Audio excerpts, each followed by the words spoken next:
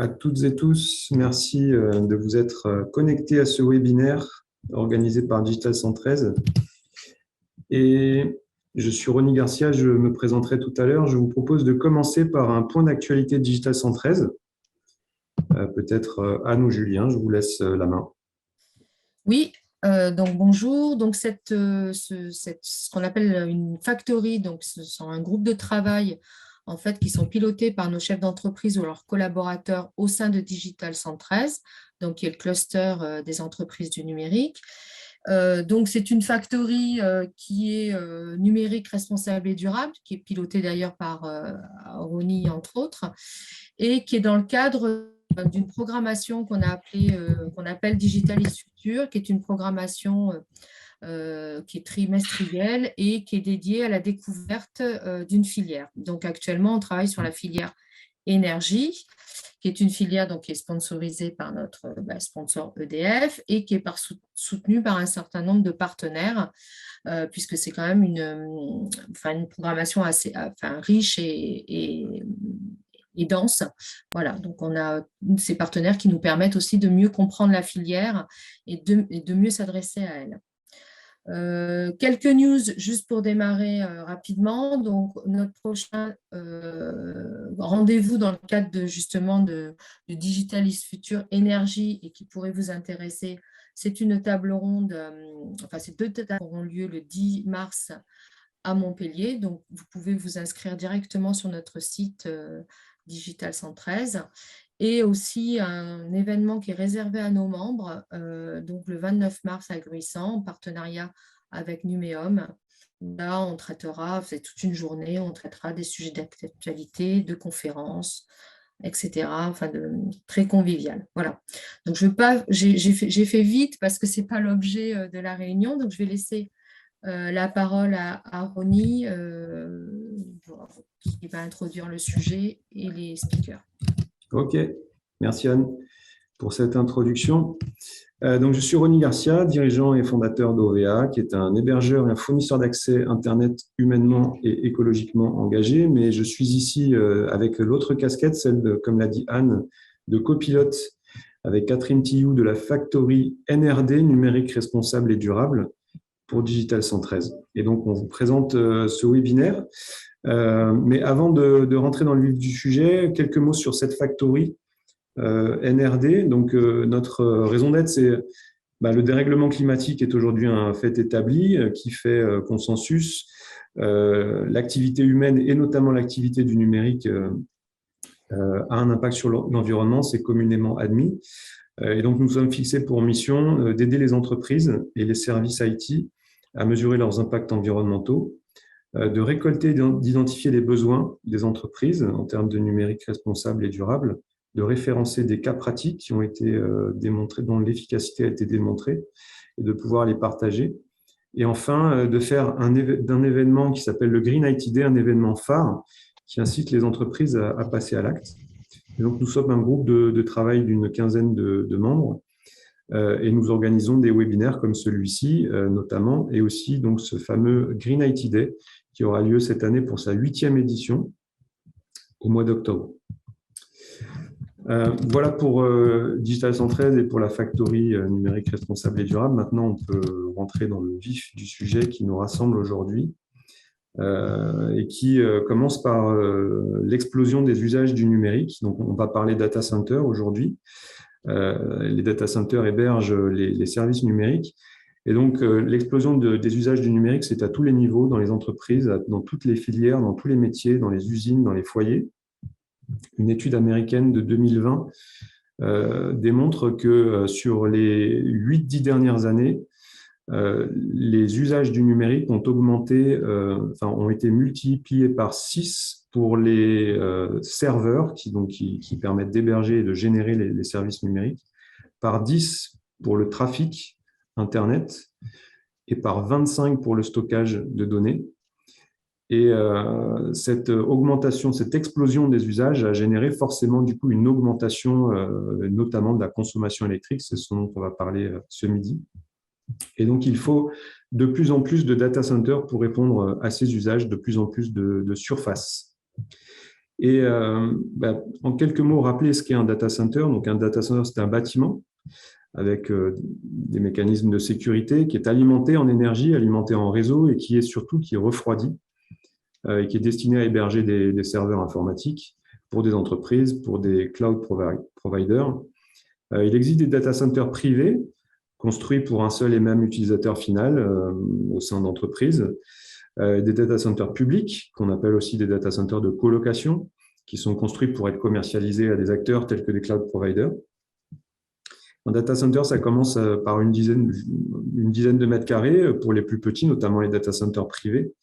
Et un data center, ça peut aller jusqu'à plusieurs dizaines de milliers de mètres carrés. Et il y a un exemple en cours de construction à La Courneuve, en région parisienne, d'un data center Interaction qui fera à terme 40 000 mètres carrés sur un seul site. Il y a une entreprise française qui s'appelle Global Security Mag qui recense les data centers publics, donc les data centers qui sont commercialisés en France, et ils en ont dénombré 215. Donc 215 data centers en France, neutres et publics, qui sont répartis, qui sont gérés par différents acteurs, et il y a en fait 4 ou 5 acteurs qui se répartissent la plus grande part de marché des data centers en France, et ces acteurs sont majoritairement américains. Et donc ces data centers représentent Ces 215 data centers représentent à eux seuls déjà des centaines de milliers de mètres carrés. Et si on y ajoute les data centers privés, on est à des proportions qui sont très, très importantes. Et donc, ces data centers impactent l'environnement à différents niveaux. Si on prend le cycle de vie complet d'un data center, on va parler des impacts lors de la construction, ensuite lors de l'utilisation et en fin de vie de ces data centers. Et en réalité, aujourd'hui, ce midi, on va surtout développer la phase d'utilisation. On parlera aussi pour certains intervenants des phases construction. Et en phase d'utilisation, un data center a un impact sur l'environnement principalement à cause de sa consommation en énergie. On parle de dizaines de gigawatts pour la somme des data centers en France. Et donc, c'est donc de ça que l'on va parler aujourd'hui. Et pour débattre de ce sujet, nous avons la chance d'avoir 4 intervenantes et intervenants, et qui sont affichés à l'écran et que je présenterai à tour de rôle. Ils prendront la parole à tour de rôle. Et nous allons commencer par Anne Plouvier. Donc, Anne Plouvier, vous êtes chez Dalkia, qui est une filiale d'EDF. Vous êtes responsable du secteur stratégique des data centers, donc chez Dalkia, et vous allez nous parler de cas concrets et innovants. Tout à fait, bonjour à tous. Alors du coup, je prends la main. Hop, voilà. Est-ce que vous voyez tous mon écran? Oui. Bon, très bien. Donc effectivement, je suis responsable du secteur stratégique des data centers chez Dalkia. Donc aujourd'hui, on m'a demandé de venir parler effectivement de l'efficacité énergétique, la maîtrise énergétique dans les data centers, qui est un sujet essentiel, comme vous l'avez dit, Ronnie, autour de cette consommation, cet enjeu majeur pour les data centers. Alors juste avant de démarrer sur ce sujet, juste rappeler ce que sont Dalkia, quels sont les chiffres clés de Dalkia dans les data centers. Donc comme vous l'avez dit, on est une filiale 100% du groupe EDF. Et on répond à une offre globale qui va de la conception et construction de green data centers, donc éco-efficaces, jusqu'à leur exploitation maintenance.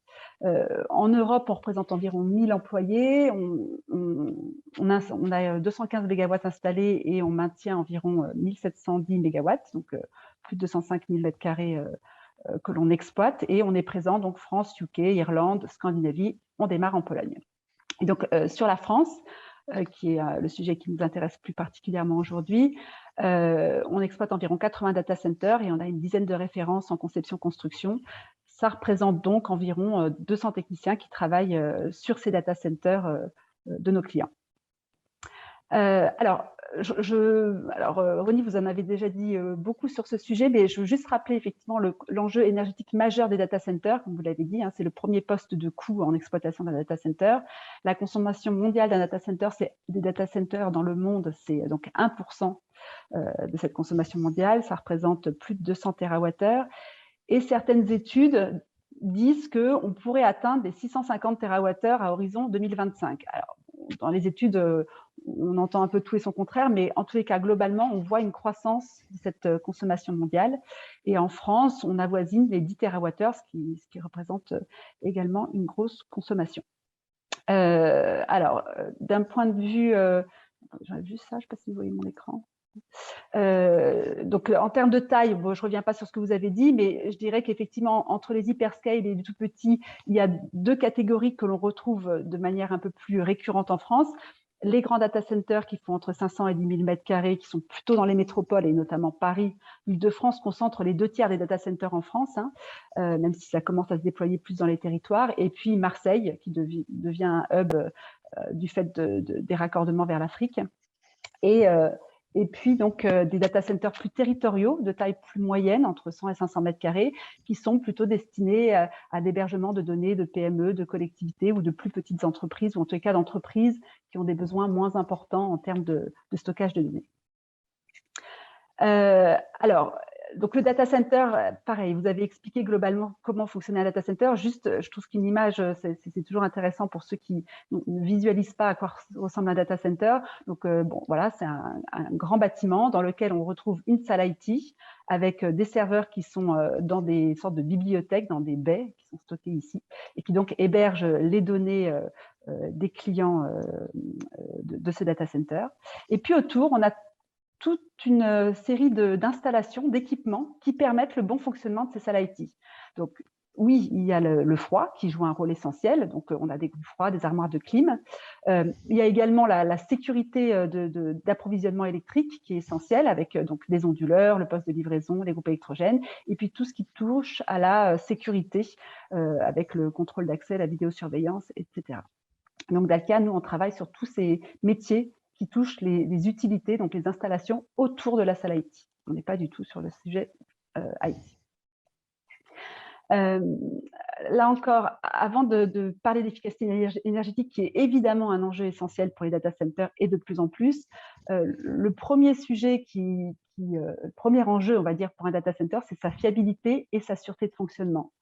La continuité de service du data center, le fonctionnement de la data, c'est essentiel. Si ça s'arrête, ça peut coûter des millions d'euros aux entreprises qui perdent leurs données. Donc, le premier sujet pour un opérateur de data center, c'est qu'on lui garantisse que son data center ne s'arrêtera pas. Donc, ça passe également effectivement avec tout ce qui est sécurité et surveillance, et notamment la cybersécurité qui est de plus en plus essentielle. Et puis donc, on en arrive à l'efficacité énergétique. L'efficacité énergétique devient un enjeu de plus en plus important pour les data centers. Alors, pour des raisons déjà d'environnement, hein, tout simplement. Vous disiez, Ronnie, il représente une consommation importante d'énergie, mais également pour des raisons de coût, tout simplement, parce que la fourniture d'électricité, c'est leur premier poste de coût, et qu'aujourd'hui, on voit bien en plus que la fourniture d'électricité, le coût de cette fourniture d'électricité augmente, et que donc, pour un opérateur de data center, il est essentiel de trouver des moyens de baisser sa facture énergétique. Et quand on n'a pas la main sur le prix, eh bien, on a la main sur la consommation, donc de réduire cette consommation énergétique. Et puis, les autres raisons, c'est aussi tout simplement que les clients de ces opérateurs de data center, de plus en plus, ils vont aller se faire héberger chez les opérateurs qui auront cette volonté d'être plus efficaces énergétiquement. Donc voilà, donc tout ça fait que l'enjeu efficacité énergétique prend de plus en plus de place auprès des opérateurs de data center, et c'est une bonne chose. Alors, les principaux leviers activables pour réduire l'impact environnemental des data centers. Eh bien, pour pouvoir les présenter, il faut déjà avoir en tête comment se répartit la consommation énergétique dans un data center. Donc, ce camembert-là représente la consommation du data center, avec, on voit, une grosse partie qui est consommée par l'IT, par les serveurs, hein, normal. Et puis, bien entendu, un serveur, donc un ordinateur, ça produit de la chaleur, et donc il faut le refroidir. Donc, on voit bien qu'il y a aussi une grosse partie de la consommation qui est liée au refroidissement de ces data centers. Et puis ensuite, on retrouve la consommation liée notamment aux onduleurs, et puis groupes électrogènes, éclairage, etc. Mais, donc, on a un gros levier, un fort potentiel de gain énergétique sur la partie refroidissement. Et l'indicateur qu'il faut connaître lorsqu'on parle de performance énergétique d'un data center, c'est le PUE, le Power Usage Effectiveness. Cet indicateur, en fait, alors il en existe d'autres, mais c'est quand même celui qui est le plus utilisé et qu'il faut vraiment avoir en tête parce qu'on dira ce data center a un PUE de temps pour définir sa performance énergétique. Et ce PUE, c'est la consommation totale du data center sur sa consommation IT. Donc, c'est le ratio entre cette consommation totale et sa consommation IT. Et donc, l'objectif, c'est de faire en sorte que toute cette consommation ici des infrastructures, elle tende vers zéro. C'est-à-dire que finalement, le data center, il n'a besoin d'électricité plus que pour plus que pour ses équipements informatiques, qui est son cœur de métier, et qu'on n'ait plus besoin d'utiliser de l'électricité pour le refroidir notamment. Et donc l'objectif, c'est que ce PUE, il tende vers 1. Alors, comment optimiser ce PUE? Eh bien, donc, comme je vous le disais, le refroidissement est un des sujets majeurs.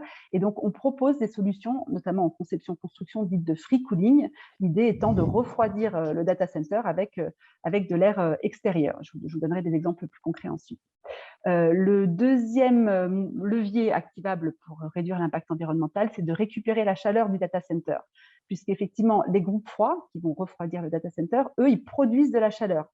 Cette chaleur, elle est fatale, elle est perdue. Et donc, pour éviter justement qu'elle ne parte aux petits oiseaux, on la récupère. Donc, dans le cas, on exploite des réseaux de chaleur. Et donc, lorsqu'un data center se situe à proximité d'un réseau, on récupère cette chaleur et on vient alimenter le réseau de chaleur pour derrière apporter de l'eau chaude sanitaire à des collectivités, à des piscines. Enfin, je vous donnerai également un exemple concret juste après. Ou on peut également récupérer cette chaleur pour alimenter des bâtiments tertiaires s'ils se trouvent à proximité du data center. Et le dernier levier activable sur lequel nous travaillons au niveau du groupe EDF, alors on n'est plus sur le consommer moins, mais on est plutôt sur le consommer mieux, même si effectivement en France, on sait que l'énergie électrique étant très largement nucléaire, on est plutôt sur une énergie qui est faiblement carbonée. Malgré tout, on peut aller plus loin en essayant de verdir encore plus la consommation des data centers. Et donc, pour ça, on a des projets autour de l'énergie solaire qui vient alimenter les data centers. On travaille avec la R&D sur des projets de recyclage de panneaux photovoltaïques qui viendraient alimenter des micro-data centers. On regarde également avec Dynamics, qui est la filiale hydrogène du groupe EDF, sur la manière dont on pourrait alimenter des data centers avec de l'hydrogène vert. Bref, il y a des projets en cours qui sont encore à l'état de projet à ce stade. Alors, des illustrations concrètes. La première que je voudrais partager, ce sont deux belles constructions que l'on a réalisées à la souterraine, donc dans la Creuse, et à Saint-Jean-d'Angély, donc pour le coup des data centers dans les territoires, qui ont des surfaces IT d'environ 300 mètres carrés. Donc ces fameux data centers de taille plutôt moyenne, et pour lesquels on fonctionne en free cooling direct. Ça veut dire que le data center est refroidi directement par l'air extérieur qui vient refroidir les salles serveurs. Donc grâce à ça, 90% du temps, on peut refroidir gratuitement le data center. Et puis, effectivement, il y a quand même 10% du temps où la température extérieure est à un niveau trop élevé et nécessite donc de fonctionner avec la production d'eau glacée et donc qui nécessite un peu d'électricité. Mais ça nous permet d'avoir des PUE qui tendent vers un PUE inférieur à 1,1. Sachant que la moyenne française, pour avoir un ordre de grandeur, elle est plutôt aujourd'hui au moins autour de 1,7. Et le point aussi fort de ce data center, c'est qu'on pourrait dire, bon ben voilà, on a un PUE très bas, effectivement, on refroidit et c'est facile. Sauf que, en fait, comme je vous l'ai dit tout à l'heure, la continuité de service du data center, c'est vraiment essentiel. Et ce data center, on a su le construire en associant ce PUE très bas et une disponibilité proche de 100%. C'est-à-dire qu'on a mis en place quand même toutes les installations nécessaires pour garantir la continuité de fonctionnement de ce data center. Et associer sobriété énergétique et continuité de fonctionnement, ce n'est pas toujours si évident que ça. Donc voilà, donc ce data center, pour ceux à qui ça parle, il est certifié Tier 4 par l'Uptime Institute, donc le plus haut niveau de disponibilité existant. Ensuite, deuxième illustration Val d'Europe, Dalkia fait partie des premiers à alimenter un quartier avec la chaleur d'un data center. Donc, ce qu'on fait, c'est qu'on récupère cette chaleur. Comme je vous le disais tout à l'heure, elle est produite par les groupes froids. On la récupère grâce à un échangeur thermique et on transmet les calories à l'eau du réseau que nous exploitons. Et donc, ça permet d'alimenter en chauffage et en eau chaude une pépinière d'entreprise et un centre aquatique. Donc, ce projet-là, il date de 2012, donc ça commence à faire un certain temps. Et aujourd'hui, on voit bien la difficulté de récupérer la chaleur vers un réseau parce qu'il faut un alignement des planètes en termes de distance, en termes de température. Enfin, il y a pas mal de sujets à regarder, mais ces sujets sont de plus en plus d'actualité aujourd'hui. On a beaucoup de data centers qui nous contactent et on est en projet avec pas mal de data centers parce que pour construire un data center aujourd'hui, la réglementation leur impose de faire ces études et de regarder s'il n'est pas possible de se raccorder à un réseau de chaleur justement pour être plus vertueux énergétiquement. Donc, pas mal de projets qui devraient voir le jour d'ici peu, à mon avis. Dernier point, Marseille. Alors ça, c'est beaucoup plus récent puisqu'on a inauguré ce projet en fin d'année dernière. Donc à Marseille, on a conçu et réalisé une solution qui valorise donc les ressources énergétiques locales, en l'occurrence un canal souterrain avec de l'eau qui est à 15 degrés toute l'année. Et ce canal souterrain vient refroidir 2 data centers d'un grand hébergeur situé à Marseille, Interaction pour ne pas le citer. Et ce projet permet aujourd'hui d'avoir une solution qui est 30 fois plus économe qu'une solution classique de refroidissement de data center et permet d'atteindre un PIE qui est inférieur à 1,2.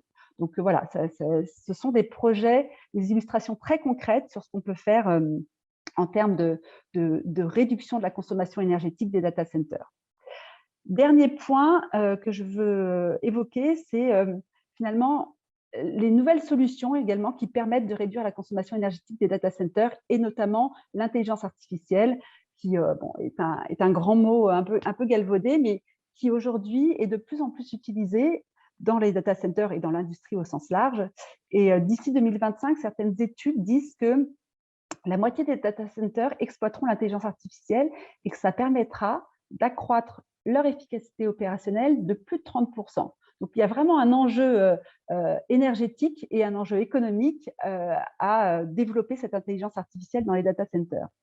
Et nous, chez Dalkia, ce qu'on fait, c'est qu'on pense vraiment que cette intelligence artificielle, elle doit être associée à l'intelligence humaine, à nos techniciens qui sont sur site, qui connaissent ces sites, pour finalement prédire, anticiper encore les comportements des équipements et donc anticiper des pannes potentielles ou des dérives de consommation. Donc, on a un service, un outil qui s'appelle Dalkia Analytics Powered by Metron qui permet d'apporter cette expertise-là et qu'on est en train on a des projets sur plusieurs data centers qui font leurs preuves.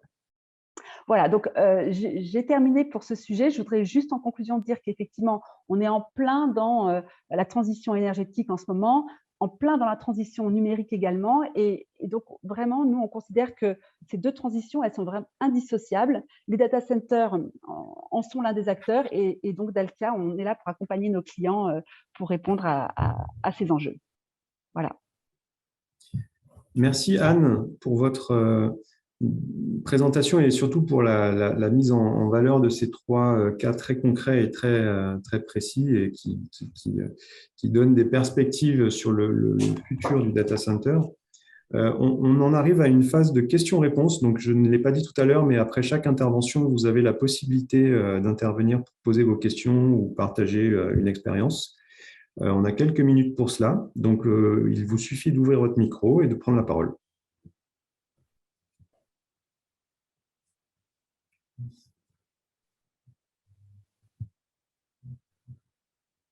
C'est toujours la première question qui est la plus difficile. Je me lance, moi. J'ai une question sur les PUE. Un des discours que j'entends beaucoup d'opérateurs dans ce secteur, c'est que les définitions des PUE varient d'un pays à l'autre. Vous qui êtes déjà à l'échelle de l'Europe, qu'est-ce que vous pouvez dire là-dessus? Et puis à l'échelle mondiale, la même question. Alors, à ma connaissance, il n'y a qu'une seule définition du PUE. qui est très réglementé et voilà, on sait exactement ce qui rentre dans le calcul d'un PIE.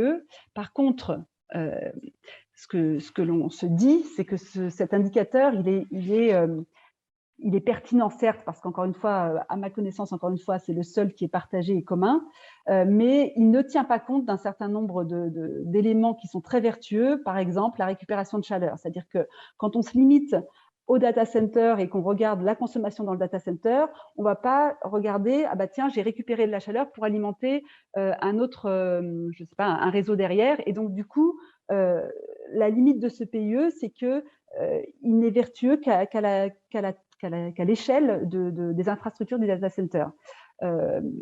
Donc, pour moi, c'est surtout ça, je dirais, la limite de cet indicateur et la réflexion qu'il peut y avoir aujourd'hui sur quelque chose d'un peu différent qui puisse tenir compte de manière plus large de l'ensemble des leviers d'efficacité énergétique des data centers. Mais je n'ai pas entendu dire que le calcul du PIE était différent selon les pays. Alors, peut-être je me trompe. Hein. Anne, c'est David. Oui, bonjour David. Bonjour Anne. Si tu me permets, alors il y a 4 PUE différents. C'est pas en fonction des pays, c'est en fonction de là où on va le prendre. On va dire qu'il va y avoir des PUE marketing friendly et des PUE un peu plus techniques. Et c'est en fonction si on le prend à la sortie du TGBT jusqu'à la salle IT ou alors post-onduleur, salle IT. Il y a différentes valeurs. Il y a encore un flou en termes de PUE. Il n'y a pas de règles bien établies sur un PUE bien calé, quoi. Alors, je me trompe peut-être, David, mais pour moi, il y a une réglementation très bien calée sur le sujet et justement qui définit les PUE, les différents types de PUE en fonction de là où tu les prends et les PUE intermédiaires. Mais je pourrais creuser le sujet et revenir vers vous, Simon, mais pour moi, j'ai un document très, très détaillé sur le sujet, donc je pourrais vous le partager si vous souhaitez. En tout cas, il y a débat et en tant qu'utilisateur de data center dans le cadre de l'activité de mon entreprise, je peux confirmer que le PIE, c'est un indicateur qui est de plus en plus en vogue sur les critères de choix. Et donc, du coup, la force du marketing peut intervenir ici et parfois mettre en évidence des chiffres qui peuvent être un petit peu maquillés. Je ne dis pas que tout le monde le fait, ce n'est pas forcément le cas. Mais en tout cas, voilà, il y a un enjeu autour du PIE maintenant qui est important comme d'autres critères vertueux, bien entendu. Je vous propose de… Alors, juste si je peux me permettre, juste pour conclure sur ce sujet, c'est que en fait, le PIE, s'il n'est pas bien défini, il va falloir qu'il le soit parce que c'est l'indicateur qui va être utilisé dans le cadre notamment du décret tertiaire où les data centers vont être concernés et dans le cadre de la TICFE réduite qui permet aux data centers de passer de 22,5 à 12 € du mégawattheure dans leur prix de l'énergie. Et ça, le PIE va être un des critères qui va permettre de maintenir cette détaxe pour les data centers. Donc, s'il n'est pas clairement défini aujourd'hui, il va le devenir, à mon avis. OK. Merci pour cette précision. J'ai une question. Oui. Pour compléter, est-ce que le PIE est le seul critère ou est-ce qu'il ne faudrait pas aussi rajouter un critère qui permet de mesurer le nombre de kilowatts consommés par mégaflops produit? Pourquoi je dis ça? Parce que des fois, il peut y avoir des serveurs qui sont allumés et qui ne font rien. Donc, c'est du gâchis. Ou alors, on utilise des disques mécaniques à la place de disques flash qui consomment davantage. Et du coup, il y a encore une marge de progression à aller chercher. Et donc, d'accord. Voilà, ouais. Mais est-ce que ce genre de critère va être ajouté ou est-ce que c'est que le PIE qui va rester dans des documents officiels de suivi? Alors, par rapport à la réglementation que moi j'ai évoquée, à ce stade, c'est le PIE qui est pris en compte, mais comme vous le dites, ce PIE, il ne tient pas du tout compte de la manière dont on consomme dans la salle IT. Donc, il a vraiment ses limites aussi par rapport à ça. Donc, je pense que une fois qu'on aura calé, une fois que la réglementation sera calée, mais peut-être que d'autres connaissent mieux le sujet que moi, hein, sur la partie PIE et donc sur la partie utilité, on va dire, il faudra aller chercher de l'optimisation sur la partie IT, bien évidemment. Oui, merci. Merci pour ces questions très pertinentes. Je vous propose de passer la parole à Adrien Vassilevski. Adrien, vous êtes ingénieur territorial au sein de l'ADEME, donc qui est l'Agence national de l'environnement et de la maîtrise de l'énergie. Et vous êtes au sein de la direction régionale Occitanie. Et vous allez nous parler, comme le slide l'indique, de la chaleur fatale que Anne a évoquée tout à l'heure un petit peu. Et vous allez nous partager votre expérience sur ce sujet. Donc, bonjour à toutes et à tous, Adrien Vassilevski, de la direction régionale de l'ADEME Occitanie. Donc, je suis ingénieur territorial sur les thématiques des énergies renouvelables thermiques principalement et également électriques. Donc, déjà, je remercie Anne pour avoir très bien introduit ces sujets donc, de data center et également un petit peu de chaleur fatale, sur lesquels je ne vais pas forcément revenir vraiment en détail. Moi, ce que j'aimerais vraiment présenter dans mon support, ça va être déjà les différents principes de valorisation de cette source d'énergie appliquée au data center, les aides et accompagnements qui existent par l'ADEME et par les autres services publics financeurs, et enfin quelques exemples de réalisations qui ont pu être soutenues par l'ADEME. Donc, pour être très rapide, l'ADEME Occitanie, c'est une vingtaine de personnes qui travaillent sur les 13 départements avec deux cibles principales qui sont les collectivités et les entreprises pour un budget d'à peu près 45 millions d'euros. Et donc, avec deux dispositifs phares qui sont le fonds économie circulaire sur l'ensemble des actions dites d'économie circulaire comme le financement de centres de tri, d'évaluation d'éco-conception ou de cycle de vie des produits. Et également donc, le fonds chaleur de l'ADEME, sur lequel je reviendrai plus particulièrement et qui permet de pouvoir financer l'ensemble des projets de solutions de production d'énergie thermique. Donc, la chaleur fatale pour l'ADEME, c'est lors d'un fonctionnement de procédé de production, de transformation ou de refroidissement via des groupes froids pour le rafraîchissement, en l'occurrence pour les data centers. C'est une partie de cette chaleur est inévitablement rejetée. Donc, c'est cette énergie thermique que nous appelons donc chaleur fatale. Et donc, la récupération de cette chaleur fatale conduit à deux axes de valorisation principaux, qui sont donc la valorisation en interne, donc sur le site, pour répondre à des besoins de chaleur propres à l'entreprise, ou alors une valorisation externe pour répondre à des besoins de chaleur d'autres entreprises, d'un territoire notamment, via un réseau de chaleur, comme a pu l'exposer Anne précédemment. Et donc, au-delà de cette valorisation thermique, on peut utiliser la chaleur qui peut être turbinée pour produire de l'électricité.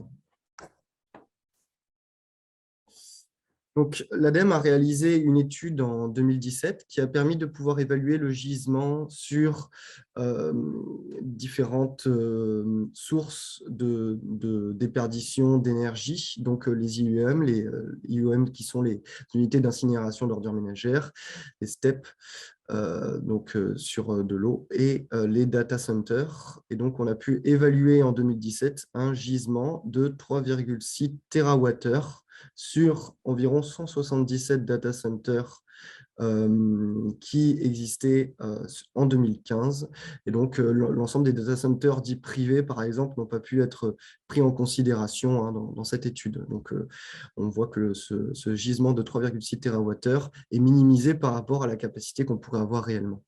Et donc, on s'est intéressé au niveau de température qu'on pouvait valoriser. On observe que ce niveau de température oscille entre 40 degrés et environ, il oscille à peu près à 40 degrés et donc représente 43% du gisement sur les énergies de récupération.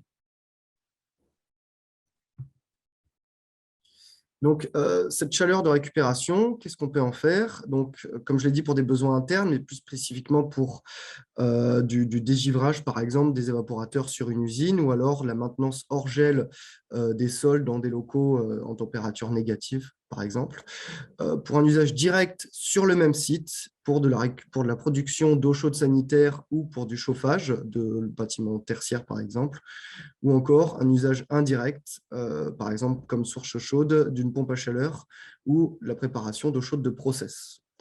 Et donc, on peut retrouver une grande partie d'exemples de valorisation et d'usage sur le guide, la brochure que vous trouverez à droite, qui reprend notamment les valeurs des gisements que j'ai présentés précédemment.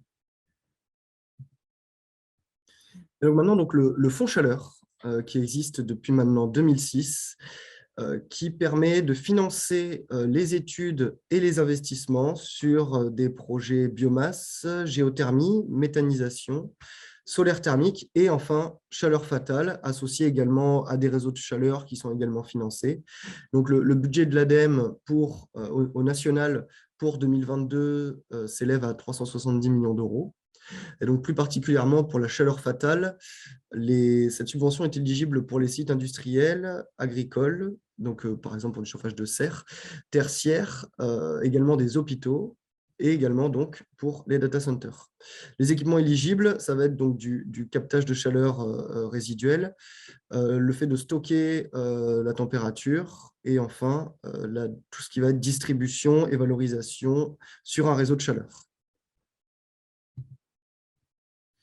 Les subventions s'élèvent pour une étude de faisabilité, qui consiste à pouvoir dimensionner le système, pouvoir faire une analyse technique et économique à travers éventuellement un audit énergétique, s'élèvent à 50%, mais peuvent aller jusqu'à 70% pour les petites entreprises, et donc permettent de pouvoir étudier si une phase d'investissement est possible. Et donc, sur la phase d'investissement, on va aller sur des aides qui vont jusqu'à 30% sur le système de récupération en lui-même, donc tout ce qui va être les échangeurs jusque la partie, je peux dire, secondaire avec la distribution. Et donc, on peut aussi monter jusqu'à 50% pour les petites entreprises, qui sont donc, par exemple les petits data centers avec des entreprises de moins de 50 salariés. Et si cette récupération est couplée à un réseau de chaleur, on finance également le réseau de chaleur jusqu'à 70% de l'investissement. Pour donner quelques exemples, donc, on est en train de soutenir l'écoquartier Eureka à Montpellier. Donc, l'objectif est de récupérer la chaleur perdue des data centers des industries du numérique à proximité, et donc d'alimenter via une boucle d'eau tempérée et plus techniquement grâce à des thermofrigopompes, chauffer et refroidir l'ensemble des îlots d'immeubles qui sont à la fois tertiaires et résidentiels, et donc produire la chaleur et le froid. Donc, l'intérêt qu'on pourrait avoir justement sur ce type d'îlot, c'est que nous avons une consommation qui est constante, à la fois grâce au tertiaire la journée et au résidentiel le soir. Et donc, voilà, cette récupération est très pertinente pour ce type d'usage. On a également financé, il y a un peu plus de temps, plus d'une dizaine d'années, la zone artisanale du Prieuré à Baillier-Raminvilliers.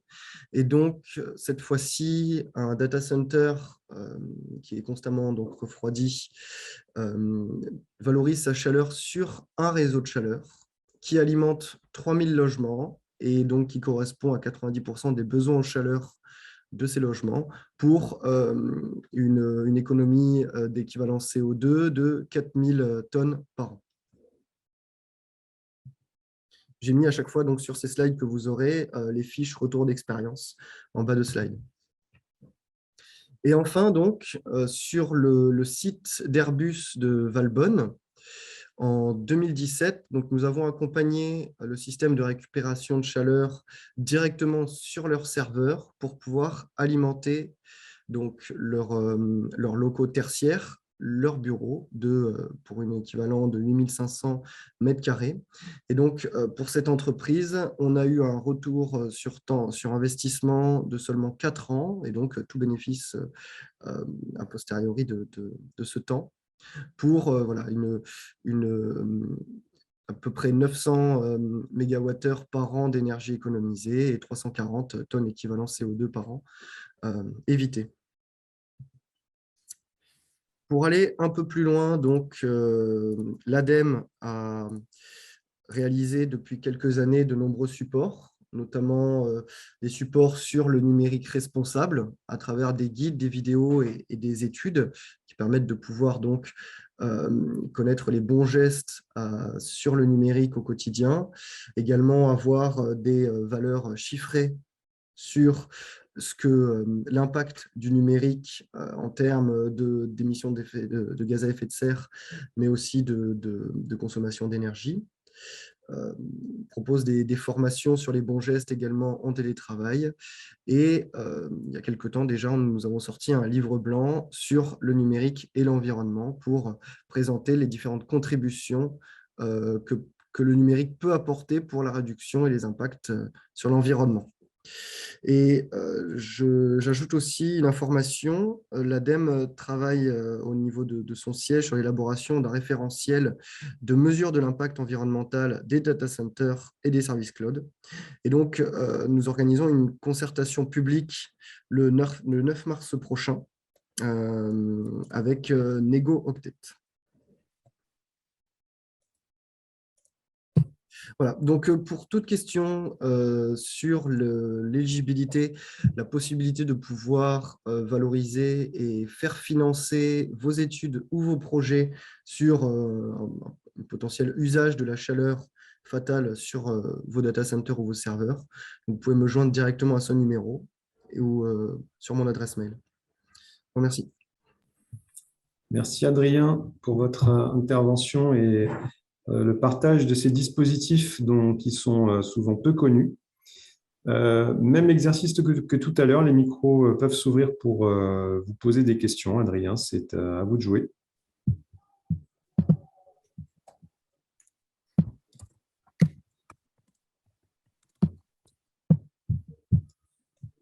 Si personne ne se lance, je veux bien en poser une. On peut transporter la chaleur produite par un data center pour l'amener sur un réseau de chaleur, donc pour chauffer des logements. Mais qu'est-ce qui se passe en été? Que devient cette chaleur? Est-ce qu'elle peut être exploitée pour refroidir aussi?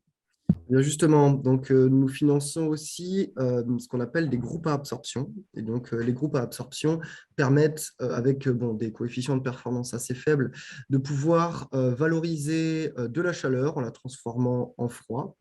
Pas du froid négatif, mais du froid pour climatiser ou refroidir à travers, par exemple, des boucles d'eau glacées.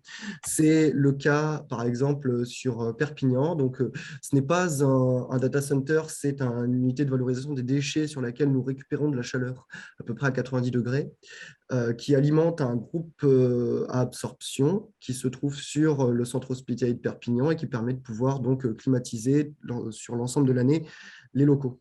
Mais c'est parfaitement faisable via la chaleur perdue des data centers. Et il y a des exemples en France, je ne les ai pas en tête, sur donc, de la production de froid direct via de la récupération de chaleur fatale sur data center, à travers la technologie d'absorption. Y a-t-il d'autres questions? Bonjour, Mathieu Hello. J'ai juste une question sur le fonctionnement de l'aide sur l'étude de faisabilité. En fait, ma question, c'est si on a un projet de Green Data Center et qu'on cherche justement une aide à la décision sur la faisabilité ou pas de ce data center, au-delà de la valorisation juste de la chaleur fatale, est-ce qu'il y a un critère pour lequel vous aidez ce type de projet? Alors, sur l'étude globale de la performance d'un data center? En fait, c'est plus l'étude de la pertinence de faisabilité d'un data center vert qui aura un PUE objectivement très bas, qui étudiera probablement aussi la faisabilité de la chaleur fatale, mais plus global, quoi, sur la faisabilité d'un projet. Alors non, nous, on sera vraiment orienté sur la faisabilité technique et économique de récupération et de revalorisation de la chaleur sur groupe froid en soi. Ok, d'accord, merci. Après, éventuellement, ça peut s'inscrire dans un schéma directeur de l'énergie d'un site industriel ou technique, et donc qui peut être financé via d'autres canaux que l'aide à la récupération. Mais ça peut être vu éventuellement ensemble. Hein. Je vous invite à me recontacter sur ce sujet et on peut voir si on peut mettre en place un schéma directeur un peu plus global sur un projet de création d'un site. D'accord, ok, ben merci beaucoup. Y a-t-il une dernière question peut-être?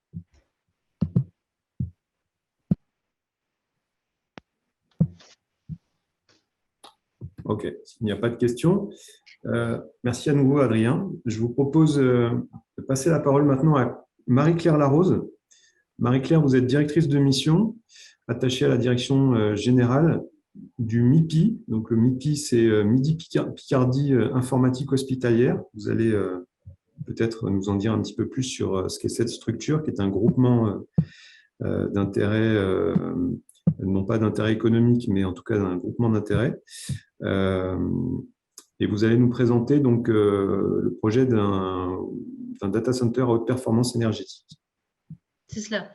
Bonjour à tous. Le MIPI, on dit MIPI maintenant, hein, on ne parle plus des régions puisque la Picardie voilà, n'est pas morte, hein, est toujours bien présente, mais enfin on dit MIPI. Est-ce que vous voyez le diaporama?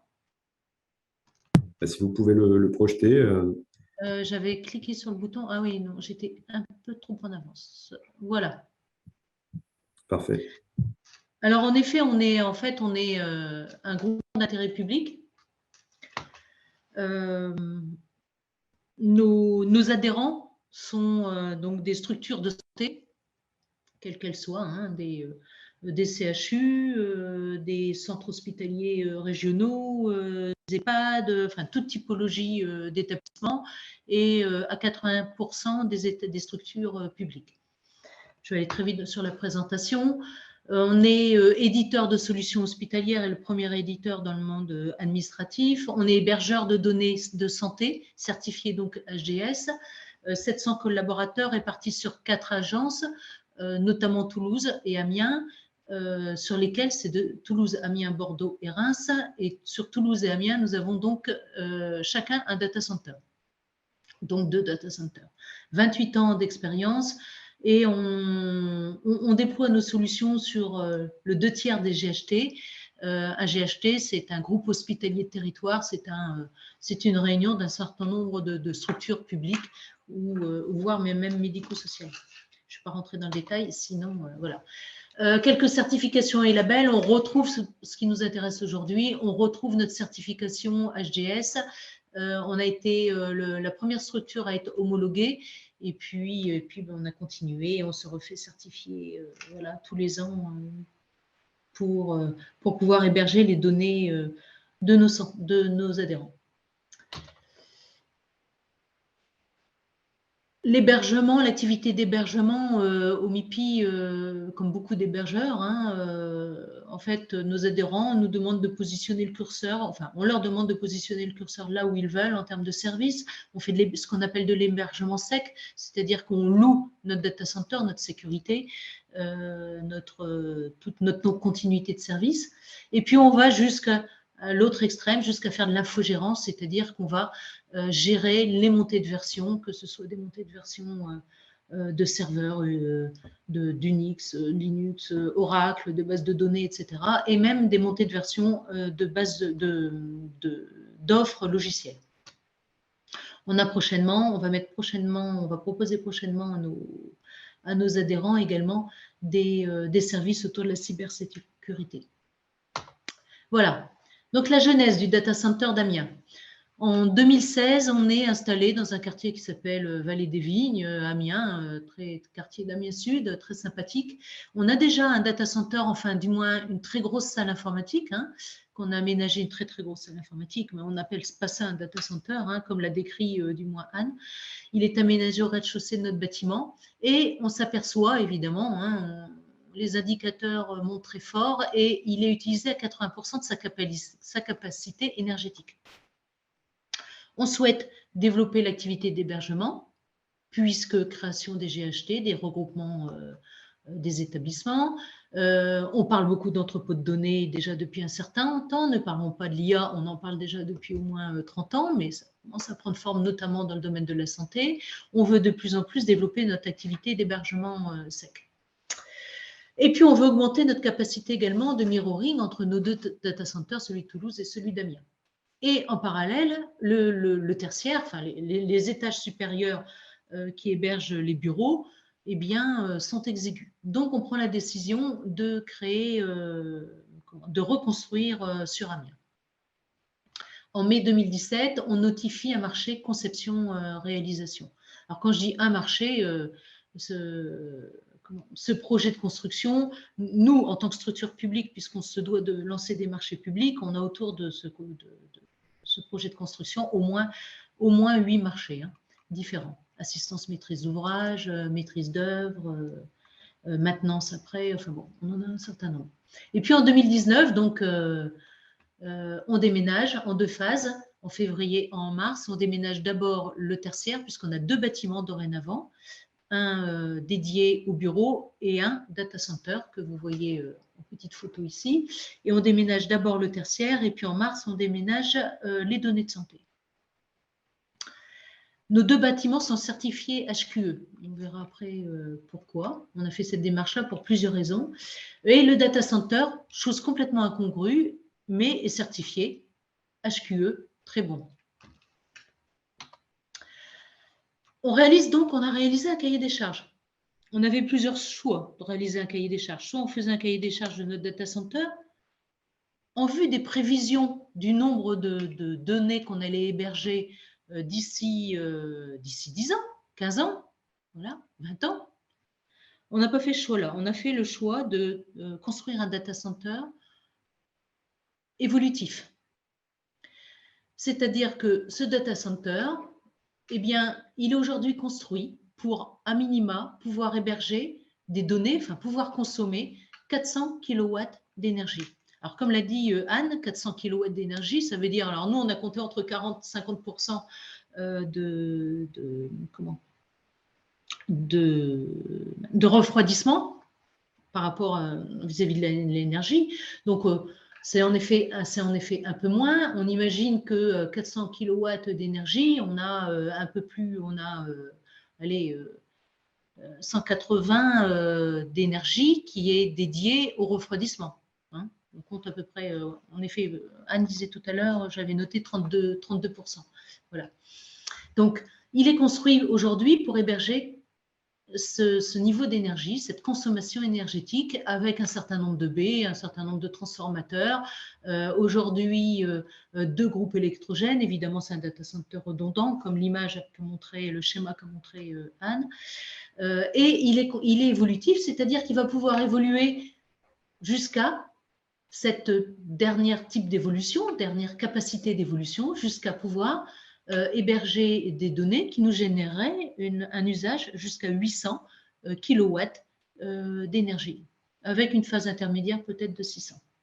Donc aujourd'hui, quand on fait visiter le data center, eh bien, on a des pièces à moitié vides qui vont être capables d'évoluer.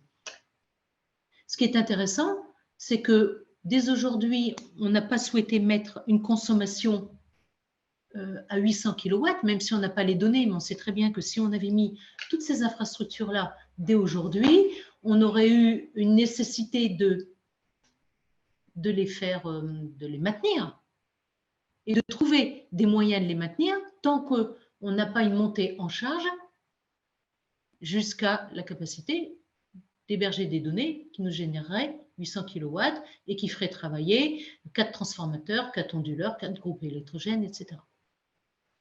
L'intérêt aussi, c'est que on va pouvoir, en quelques années, quand on va monter de 400 à 800, et je ne sais pas en combien d'années on va monter, puisque ça va dépendre également de notre développement commercial. Même si on est une structure publique, on a un développement commercial. On n'a aucune aide de l'État directe. Eh bien, ces années passant, on va pouvoir à chaque fois faire évoluer notre data center avec les infrastructures de nouvelles générations d'équipements. Et on sait que nouvelles générations d'équipements sont encore plus petits, consomment encore moins d'énergie, sont encore meilleurs d'un point de vue green et plus efficientes. Le challenge. Alors le challenge, quand ça commence à se faire savoir sur la ville d'Amiens, Amiens, la ville d'Amiens métropole, c'est une ville moyenne. Eh bien, cette construction commence à se faire savoir et remonte aux politiques d'Amiens. Amiens souhaite, il y a une nouvelle zone, une dernière zone sur laquelle Amiens peut s'étendre, qui s'appelle la zone intercampus. Ce sont des champs. On est installé d'ailleurs sur un champ de blé. C'était un champ de blé, il y avait un terrain de foot, il y avait des jardins également, des jardins ouvriers. Donc, c'est les derniers quartiers où Amiens peut vraiment s'étendre. Intercampus, ils veulent le spécialiser en santé parce qu'il y a le nouveau CHU d'Amiens qui est très proche derrière moi, il y a l'université d'Amiens qui ramène toutes les formations universitaires dans le domaine médical qui se trouvent à proximité. Et donc, ils veulent en faire un quartier un écoquartier et dédié en partie à la santé, en partie au tertiaire. Hein. Il y a des bâtiments qui sont construits depuis des habitations, et puis un écoquartier industriel dédié à la santé. On cherche des financements. On se rapproche d'Amiens Métropole qui nous aide pour acquérir le terrain. On se rapproche aussi de la Caisse des dépôts qui nous dit OK, donc pour le data center, financement pour le data center, aide au financement, prêt, qui nous dit OK, mais voilà, il faut que vous atteigniez un certain niveau en termes d'écologie. Donc au début, il voulait qu'on atteigne la certification BPOS. Hein, donc, on a réussi à leur expliquer que BPOS, c'était un peu haut pour un data center. Donc, ils nous ont demandé d'atteindre un label HQE. D'où la démarche également HQE. Démarche HQE pour le data center, évidemment, démarche HQE pour le tertiaire, pour que nos collaborateurs soient dans un bâtiment sympathique à vivre. Le data center, il est donc conçu d'origine pour atteindre ce label. On a fait des études, on a en effet fait une étude géothermie financée par l'ADEME à Amiens. Et puis Amiens Métropole, une nouvelle fois, s'est rapproché de nous en disant, ben voilà, nous, on voudrait que vous travailliez avec Amiens Énergie. Amiens Énergie, c'est le concessionnaire réseau de chaleur d'Amiens Métropole, que promeut Amiens Métropole. Moi, j'entendais parler, en tant qu'Amiennois, j'entendais parler que d'un réseau de chaleur. Et en effet, réseau de chaleur et réseau de froid. Donc, on signe une convention avec Amiens Énergie. Ils viennent donc refroidir le data center, environ 14 degrés, et récupèrent la chaleur fatale entre 18 et 19 degrés. Ils viennent également chauffer le tertiaire et nous amener la clim également côté tertiaire. Des points d'attention de ce projet, eh bien, il a fallu intégrer une nouvelle partie prenante. Nous, en effet, on a lancé un appel d'offres pour une assistance maîtrise d'ouvrage, on a lancé un appel d'offres conception-réalisation pour trouver une maîtrise d'œuvre. Et puis, d'un coup, à cette maîtrise d'œuvre, on leur a dit, ce groupement, on leur a dit, bah, attendez, il va falloir travailler avec Amiens Énergie. Donc, on était en pleine construction, on avait choisi un marché conception-réalisation qui nous a permis de faire évoluer notre cahier des charges. Et donc, il a fallu intégrer, entre guillemets, Amiens Énergie dans le groupement et dans la construction de ce data center. Notre groupement, en plusieurs reprises, nous a dit « Mais vous êtes sûr que vous voulez travailler avec Amiens Énergie ?» Voilà, il a fallu vraiment les faire participer, intégrer cette nouvelle donne au groupement.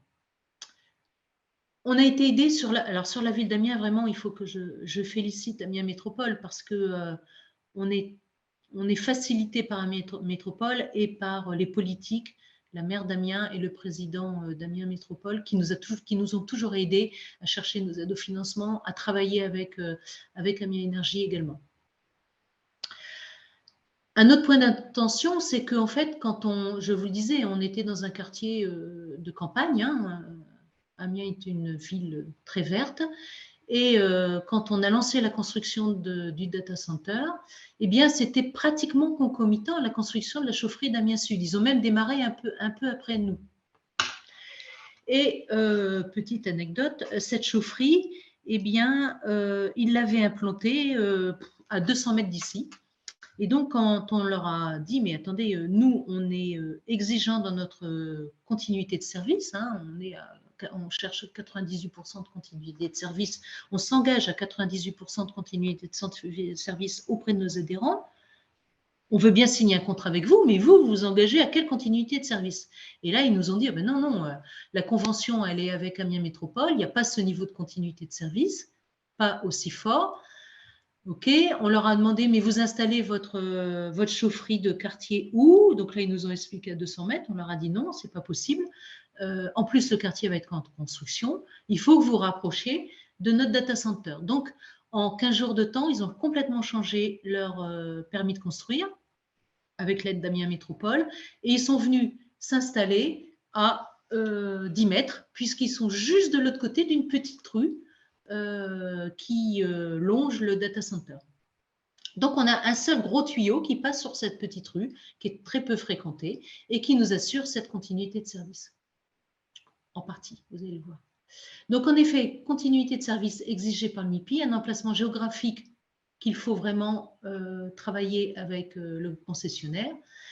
Et puis, un autre point d'attention, c'est que nous, il faut qu'on assure la résilience et encore une fois, cette continuité de service.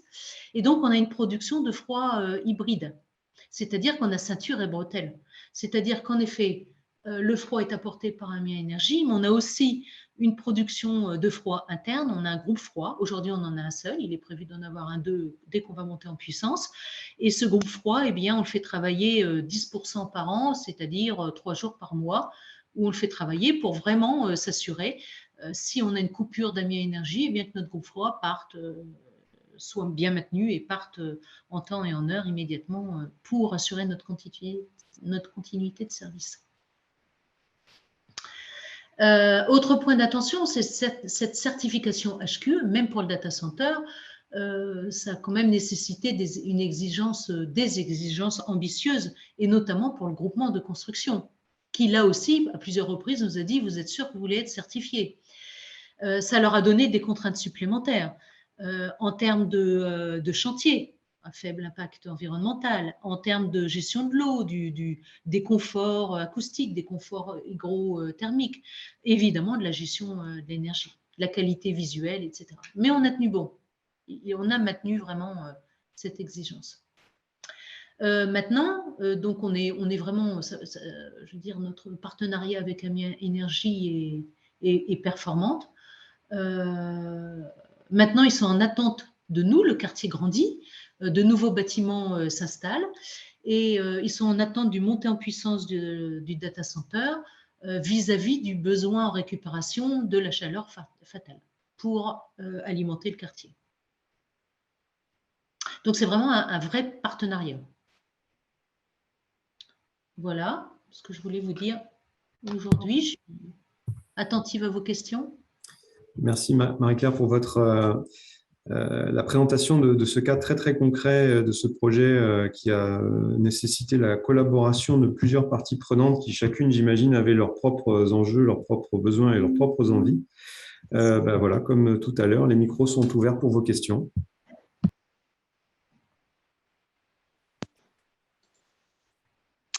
Oui, bonjour et merci pour la présentation. Vous avez cité à un moment le fait que vous proposiez de l'hébergement sec. Et donc, qui peut faire appel à vous pour cette partie-là? Alors, il y a un peu plus d'1 an et demi, au moment avant le confinement, on a fait évoluer notre convention de constitution du groupement GIP, puisqu'on est dépendant du ministère de la Santé principalement, hein, et notre convention de constitution de ce GIP, on l'a fait évoluer pour pouvoir travailler au-delà de la santé, tout en restant quand même travailler avec des structures publiques. Hein. Je veux dire qu'on n'est pas prêt et on ne souhaite pas venir héberger des données, je ne sais pas, de Auchan qui est à côté, je dis n'importe quoi. Hein.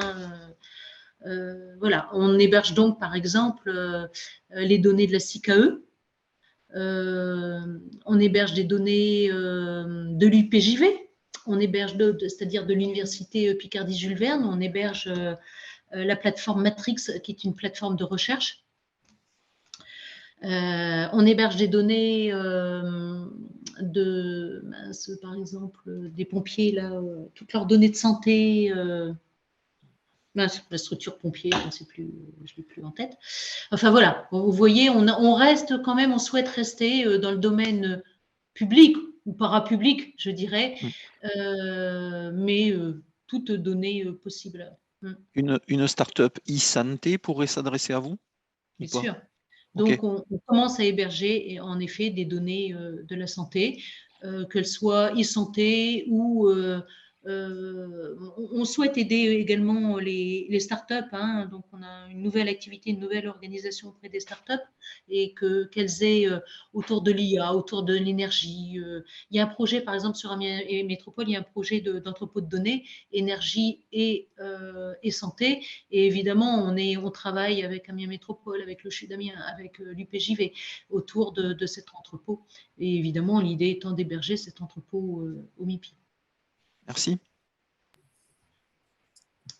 Merci pour cette précision. Nous allons donner la parole. Une petite parenthèse, tout à l'heure, on parlait de PUE. Donc, évidemment, on a également un objectif de PUE et en fonction de l'évolution du data center à 800 kW d'énergie, eh bien, on se rapprocherait du 1, on serait à 1,28 de notre PUE. Voilà. Pour Anne, qui en parlait tout à l'heure. Effectivement, le PUE est un indicateur qui évolue en fonction du taux d'utilisation du data center. C'est important de le préciser. Quand on parle de PUE, on peut parler d'un PUE à un instant T ou un PUE à charge complète. En général, à 80%, oui, de charge, on calcule. Oui. Donc, nous allons passer la parole à Emmanuel Laroche. Emmanuel Laroche, vous êtes responsable et manager de l'informatique responsable et durable chez Airbus et vous avez une deuxième casquette qui est celle de directeur de la communication événementielle pour l'Institut numérique responsable, l'INR. Et vous allez nous parler également d'un cas concret qui est le vôtre, enfin celui d'Airbus en tout cas, avec une approche peut-être un petit peu différente. Je vous laisse la parole. Oui, bonjour à tous. Merci de me donner la parole. Je vais partager mon écran.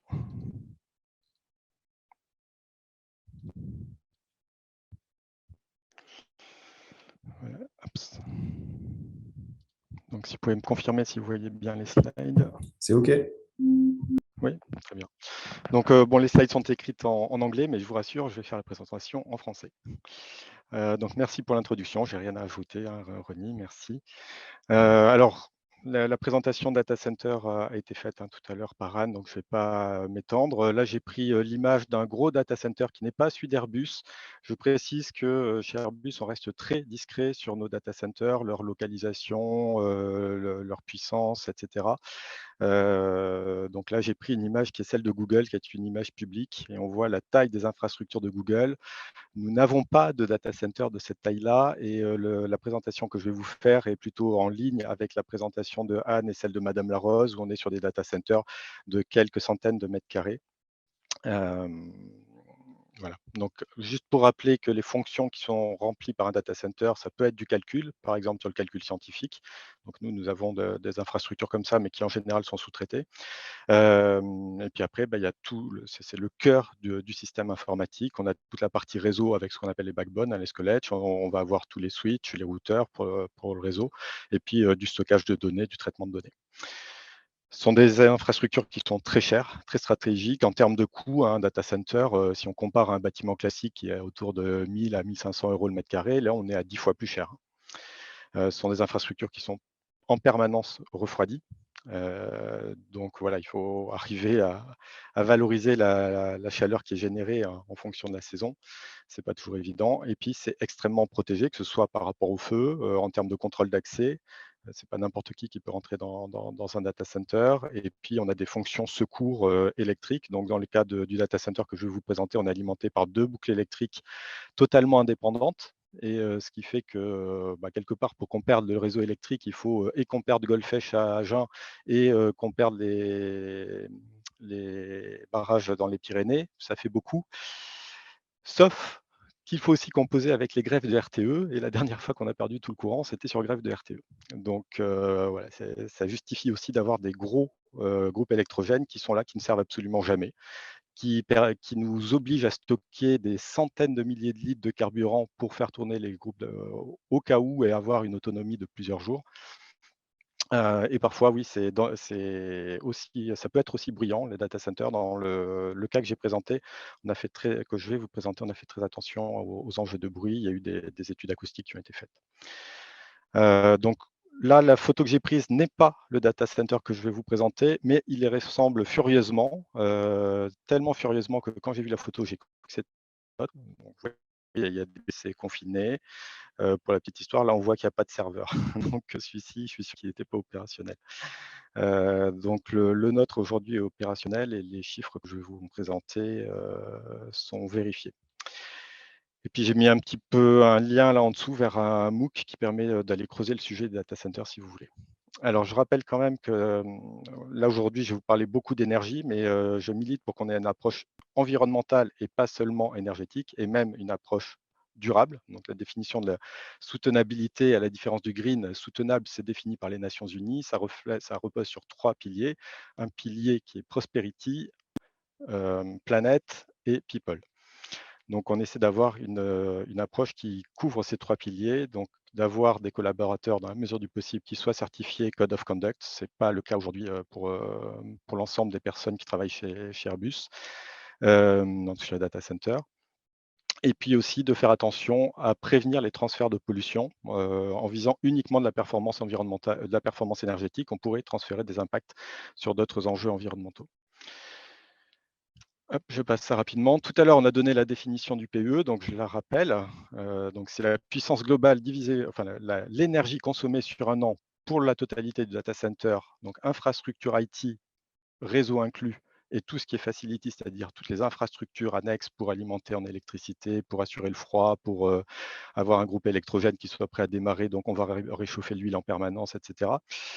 Divisé par ce qui est uniquement pour l'IT, les serveurs et le réseau. Donc un PUE, il est toujours strictement supérieur à 1. L'avantage de cet indicateur, il est simple. Ça, c'est très bien. On l'a dit tout à l'heure, il ne prend pas en compte le fait de savoir si on a de la valorisation de récupération de chaleur ou si on est alimenté en énergie renouvelable. Mais j'ai envie de dire, il est simple, il est connu. La référence, c'est le Green Grid qui l'a défini. Donc après, c'est repris par la FNOR. Mais voilà, on sait ce qu'on compte dedans. Il faut compter l'éclairage, par exemple, qui est souvent oublié. Voilà. Attention quand même, c'est qu'on peut se dire, ah ouais, il faut absolument que je vise un super PUE. Je suis désolé, si on fait de l'efficacité énergétique sur l'IT et qu'on est capable d'avoir 2 fois moins de serveurs pour le même service, je vais réduire mon dénominateur ici. Du coup, mon PUE, il va augmenter. Ce n'est pas grave que le PUE augmente, parce qu'au global, je consommerai moins d'électricité. Et c'est quand même ça la finalité. Donc attention à l'utilisation du PUE, il est parfois mal utilisé simplement parce qu'il est mal connu, mal maîtrisé, mais après, c'est pas, pour ma part, je trouve que c'est un indicateur qui est tout à fait pertinent. Attention aussi à ne pas comparer 2 data centers entre eux. Si on a un data center qui a 20 ans et un data center qui est tout à fait neuf, si on en a un qui a un niveau de sécurisation très bas, tier 1, c'est-à-dire que j'ai une panne, je perds le data center. Et parfois, c'est acceptable. Je ne sais pas sur quel serveur tourne mon application de gestion du temps où je vais pointer que j'étais là aujourd'hui. Si on le perd aujourd'hui, ce n'est pas la catastrophe. Je pourrais pointer demain. Ce n'est pas grave. Par contre, il y a d'autres applications qui mettent en jeu la production et qui font qu'un arrêt de production va coûter des millions d'euros, comme ça a été dit. Donc, avoir des data centers qui ont différents niveaux de sécurisation, ça peut être opportun et ne pas toujours aller chercher du tier 3+, du tier 3 ou du tier 4 si on n'en a pas besoin. Donc tout à l'heure, j'ai bien vu, alors je suis désolé, j'avais fait ces planches avant, je n'avais pas vu le PUE de 1.1, donc c'est absolument pas pour critiquer le PUE de 1.1 qu'on a vu tout à l'heure. Juste attention, quand on communique des PUE de 1.1, à voir est-ce qu'il y a des transferts de pollution. Par exemple, c'est sûr que si on est capable d'avoir de l'eau froide gratuite, on va pouvoir réduire fortement la performance énergétique. Il reste à savoir quel sera l'impact d'avoir réchauffé cette eau. Donc, si on est à Marseille, ça part directement dans la mer Méditerranée, c'est peut-être pas très grave. Le long du Rhône, par exemple, il y a eu un moment des velléités de construction de géothermie sur nappe pour les data centers, où donc on réchauffait fortement la nappe souterraine circulante. Du coup, on réchauffait le Rhône qui n'en avait pas vraiment besoin avec le nombre de centrales nucléaires qui sont le long de celui-ci. Donc aujourd'hui, il y a un moratoire sur les data centers du Rhône et on ne fait plus de géothermie sur nappe, donc on n'impacte plus la ressource en eau. Donc attention au transfert d'impact, et quand on a des cloud providers qui communiquent sur des PUE de 1.1, regardons bien quels sont les autres impacts. Et puis un moyen simple, et qui n'est pas vraiment de la triche sur le PUE, c'est de dire, mes serveurs, aujourd'hui j'ai des batteries qui sont là pour, si je perds tout mon réseau électrique, je bascule sur des batteries, le temps que mon groupe électrogène démarre, et que je puisse être alimenté par mon groupe électrogène. Donc, on a des stocks conséquents de batteries qui sont surveillés, pareil, pour l'incendie, avec de la protection très forte en termes d'incendie, au cas où on aurait un feu là-dedans. Ce serait facile de ramener les batteries dans les serveurs. Alors là, c'est le double effet qui se coule. C'est que non seulement je réduis la partie facility, mais en plus, j'augmente la consommation sur l'IT. Donc là, j'améliore fortement mon PUE en faisant ce genre de manip, mais quelque part, ce n'est pas tout à fait transparent. Donc voilà, PUE à utiliser avec précaution, même si ça reste un indicateur tout à fait pertinent. Alors, je passe tout à fait, je vais à la fin, en fait, à la conclusion de toute la démarche qu'on a fait. Et vous voyez que les puissances informatiques dont on parlait tout à l'heure sont tout à fait de l'ordre de celles qui ont été présentées précédemment. Et je rejoins tout à fait ce que disait Madame Larose sur la nécessité d'avoir des data centers qui soient évolutifs. Donc là, la courbe que je vous présente, c'est le PUE en fonction de la charge IT. Dans le cas présent d'un data center qui a été rénové, donc une salle de 300 mètres carrés qui fait partie d'un grand data center beaucoup plus vaste qui, lui, fait plus de l'ordre de 1000 mètres carrés. Et donc, on a rénové cette salle et cette salle est totalement indépendante de l'autre, du reste du data center. Donc, en fait, on a créé un data center indépendant. Il est niveau tier 3+, donc c'est un peu moins bien que la sécurisation tier 4, mais il y a un gros delta de coût entre du tier 4 et du tier 3. Donc, on s'est mis sur ça. Et puis, pour nos besoins, ça répond parfaitement. Et il y avait 2 phases de travaux, donc ça a été un plateau compétitif. Une première phase de travaux pour monter à une capacité d'un peu plus de 400 kW IT. Et puis, on prévoyait une deuxième phase de travaux. Donc, quand on a lancé ça, on était en 2016. Les travaux sont réalisés en 2017, si ma mémoire est bonne. Et la deuxième tranche de travaux, on ne l'a jamais faite. Pourquoi on ne l'a jamais faite? Parce que la puissance IT qu'on s'attendait à solliciter, elle n'est pas arrivée. Et elle n'est pas arrivée parce qu'on a un recours de plus en plus fort sur le cloud. Et là aussi, il y a des questions à se poser. Quels sont les transferts d'impact sur le cloud en termes de CO2 et en termes d'autres enjeux sociétaux? Ça, c'est une courbe théorique.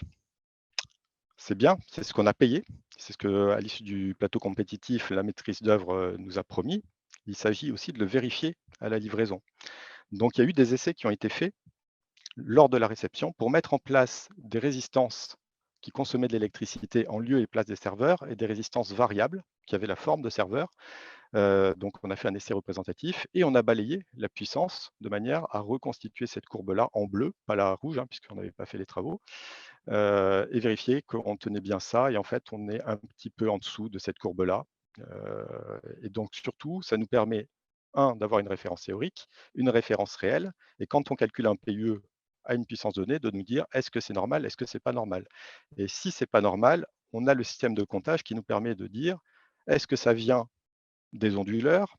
Est-ce que ça vient des transformateurs? Donc là, clairement, le PUE, il se calcule en amont du transformateur. Le transformateur, on voit ici en rouge la consommation électrique qu'il induit. Est-ce que ça vient des groupes froids, etc. Donc les groupes froids, vous les voyez ici. C'est un data center avec free chilling et pas free cooling. Je fais une distinction du free cooling, on rentre directement l'air de l'extérieur. Là, on est proche d'un aéroport avec de l'air qui est potentiellement pollué au kérosène. Il ne s'agit pas d'aller déposer du kérosène sur nos serveurs. Donc, c'est du free chilling. Il y a un échangeur intermédiaire. Si jamais l'air extérieur est pollué, on va polluer l'échangeur, mais on ne va pas polluer les serveurs. Donc, forcément, du free chilling, c'est un peu moins performant que du free cooling. Il y a un échangeur, il faut faire circuler tout ça, etc. Donc, au final, le PUE sera un petit peu moins bon. Mais dans un environnement qui peut être pollué, alors là, je parlais de kérosène, mais ça peut être à l'extérieur des pollutions. Si on est à côté d'un champ, ça peut être de la poussière qui va être générée par l'agriculteur du coin. Donc, voilà, c'est des éléments à prendre en compte aussi pour ne pas aller polluer l'atmosphère. Bon, je passe rapidement puisqu'on a parlé, je vous ai dit, c'est du tier 3+. Attention, sur le niveau de sécurisation, il y a parfois des pannes qu'on n'a pas du tout anticipées. Par exemple, fuite dans les toilettes, ça peut noyer le plancher d'un data center et créer une panne et arrêter le data center. Donc, parfois, les pannes ne sont pas là où on s'attendait. Très important de ne pas surdimensionner, parce que si vous surdimensionnez un data center, quelque part, vous allez vous mettre ici. Vous allez vous mettre sur la courbe entre 0 et 100, là, et vous allez avoir un PUE qui sera très mauvais. Donc, il s'agit vraiment de dimensionner son data center au juste besoin, et ça, c'est la meilleure des pratiques. Choisir une architecture évolutive et sélectionner des serveurs, surtout quand le data center est neuf, qui respectent des standards HRAE A3 ou A4, c'est-à-dire que les serveurs seront tolérants d'une ambiance chaude. c'est beaucoup plus coûteux en termes énergétiques de refroidir à 21 degrés que de refroidir à 27 degrés. Et aujourd'hui, on a des serveurs qui acceptent des températures élevées et qui vont fonctionner jusqu'à 40 degrés sans grand problème. Alors, ce qui a été fait sur ce data center, ça n'est pas la solution que je vous ai présentée là. Donc là, vous retrouvez un confinement. Alors, le principe du confinement, c'est révolutionnaire, hein. C'est fermer la porte du frigo. Parce qu'on se dit que laisser le frigo ouvert, c'est peut-être pas très efficace. Donc, on ferme le frigo et dans le cas de notre data center, on a fait un confinement en allée froide. Donc, on souffle de l'air froid par le faux plancher qui rentre dans le couloir ici. Et c'est la chaleur qui ressort qui après est récupérée et renvoyée aux armoires de refroidissement. Donc, c'est le schéma contraire de celui-ci, mais le principe est le même. Nous n'avons pas de groupe froid à palier magnétique. Pourtant, un groupe froid à palier magnétique, c'est plus performant d'un point de vue énergétique. Mais ça implique aussi d'aller chercher des terres rares pour fabriquer des aimants permanents pour que je réduise la friction au niveau des roulements. Donc, je remplace des roulements mécaniques par des paliers magnétiques. C'est sûr, ça consomme moins. Mais du coup, je vais taper dans les réserves de terres rares qui, tôt ou tard, finiront par manquer pour nos disques durs rotatifs. Donc voilà, avoir une approche systémique et de quantifier les transferts d'impact, ça peut être opportun aussi. Et attention aussi, dans la durée de vie du data center, vous voyez qu'il y a une distribution d'air froid qui se fait par le bas. C'est déjà bien, hein, parce que mettre de l'air chaud en haut, en bas, ce ne serait pas une bonne idée, hein. Naturellement, il voudra monter. Donc, on distribue l'air froid par le bas. Parfois, on fait passer du réseau là-dedans, on fait passer tout un tas de câbles, etc. Et puis, on finit par obstruer. Donc ça, on a intérêt à faire très attention à ce que ça reste toujours très propre dans les faux planchers techniques. Sur la partie électrique, donc la manière d'atteindre cette performance, c'est de sélectionner des transformateurs qui soient au moins de normes à 0 AK, donc qui ont ce type de profil de rendement. D'avoir aussi ce qu'on appelle des inverteurs, des transformateurs statiques, des onduleurs. Donc les onduleurs peuvent avoir des fonctions de veille profonde, ce qui fait que lorsqu'on a une chaîne de redondance, on est capable de passer sur un des onduleurs en le sollicitant à fond, en allant chercher son meilleur rendement, et de mettre l'autre onduleur en mode profond. Et ça, ce sont souvent des fonctions qu'il suffit d'activer, qui sont de base dans l'onduleur, mais soit la maîtrise d'œuvre, soit la maintenance, ne pense pas toujours à l'activer.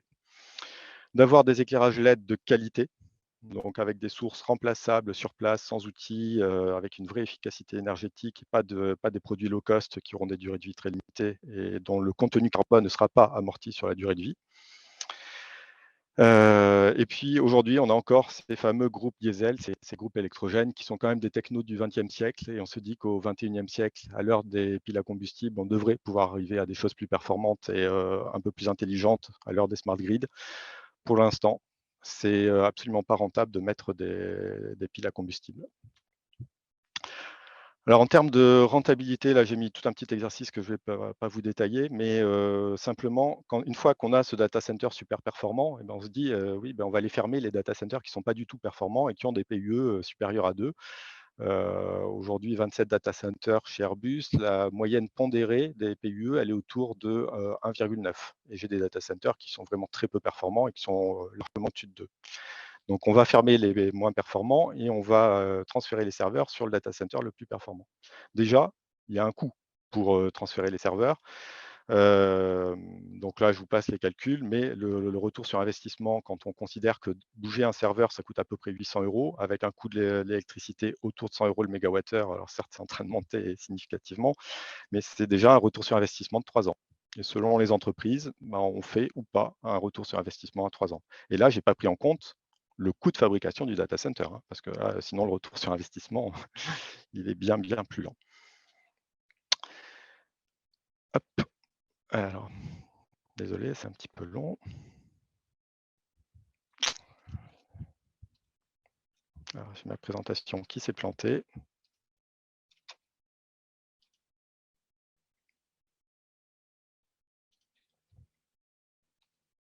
Voilà, voilà. Et une dernière aparté, donc c'est sur le 100% d'énergie renouvelable, parce que donc moi je fais partie du groupe de travail de NEGA-Octet, qui travaille donc sur les propositions pour les l'empreinte des data centers et du cloud. Attention aux communications, limite greenwashing sur le 100% énergie renouvelable.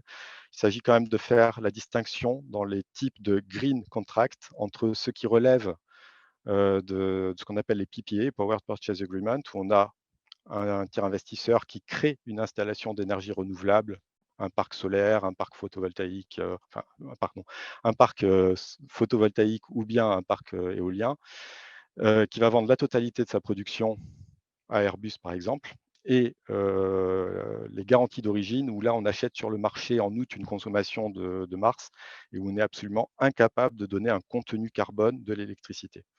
Donc là, il y a un guide de l'ADEME que je vous invite à consulter sur l'anti-greenwashing et qui aborde ces sujets-là.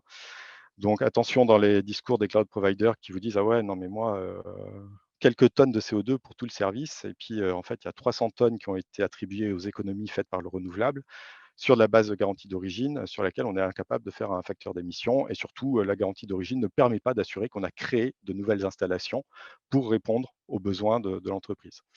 Donc là, il y a vraiment une dichotomie à faire et qui sera faite dans le cadre du travail du groupe NegaOctet, donc sur lequel il va y avoir consultation dans les jours qui viennent. Et je fais un petit lien vers des projets de recherche où là, on veut basculer sur réellement du 100% renouvelable à tout instant. Donc, tout électron qui est rentré sur le data center, il a été produit quelque part sur le réseau par du renouvelable. Ça, c'est un projet de recherche qui s'appelle Data Zero, qui est au sein de l'Institut de recherche informatique de Toulouse. Et Georges Dacosta travaille sur ce sujet-là. Si vous avez des questions, je serai ravi d'y répondre. Merci Emmanuel. Les micros sont ouverts pour les questions.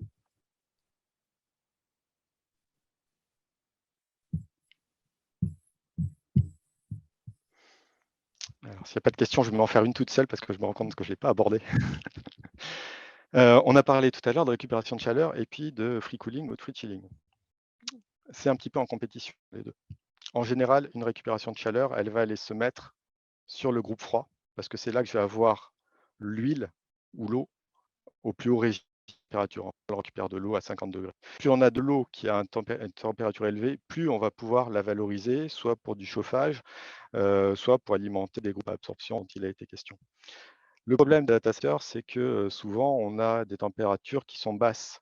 Donc, on réchauffe de l'air qui va atteindre 27, 25, 27 degrés. On en fait quoi? Si on a des vestiaires à côté, oui, on peut chauffer les vestiaires. Si on a un gymnase, alors je vous dis tout de suite, chez Airbus, on n'a pas le gymnase à côté. Bon, oui, on pourrait réchauffer un gymnase. Si on a une piscine, éventuellement, on peut chauffer une piscine pendant l'hiver, parce que pendant l'été, elle n'en aura pas besoin.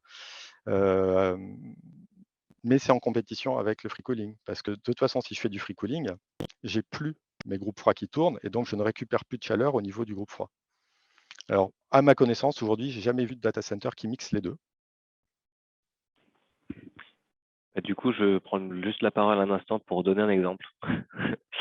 La présentation d'Anne tout à l'heure sur les data centers à Marseille, où on fait, pour le coup, c'est ce qu'ils ont appelé commercialement du géocooling, mais en réalité, c'est du refroidissement avec de l'eau froide, tout simplement sur une rivière souterraine. Donc, pour le coup, on utilise de l'eau à 15 degrés, donc c'est du refroidissement direct sans machine thermique. Et donc, on parlait de remettre l'eau à la mer, ce qui est la première étape. Mais en réalité, on a la chance sur ce projet-là d'avoir à proximité un réseau de chaleur basse température. Donc, du coup, la température de la boucle est en dessous des 30 degrés sur le retour. Et on arrive à, du coup, réutiliser l'énergie directement sur ce réseau de chaleur. Le réseau de chaleur, étant en basse température, permet, grâce aux stations de production sur PAC plus loin, de relever la température à la bonne température.